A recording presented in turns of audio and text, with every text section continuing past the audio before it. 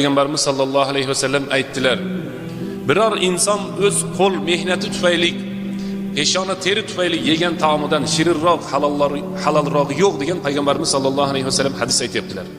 Davud alayhissalom o'zlari podshohliklariga qaramasdan qo'li bilan mehnat qilib taom yeyishlikni xohlar ekan. Shuning uchun Peygamberimiz sallallohu alayhi vasallam Davud alayhissalomga aytgan ekanlar: bizda ba'zi bir o'rinda bittamiz borib Rossiyada ishlab kelamizmi, shu yerda aqchamiz ko'proq bo'lib qoladi, samorni bitta ikkita xonasini band zanitga oladigan odamlar bor ekan. Bemalol.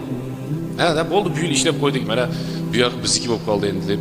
U program biladi, biz mana soatda kelamiz deb ish bit tushunmadi, nima ovqat qiladi, qancha qiladi, hammasini aytib o'tirmar ekan. Birodarlar, insonni, ayniqsa erkak kishini albatta kasb hunari bo'lishlik kerak.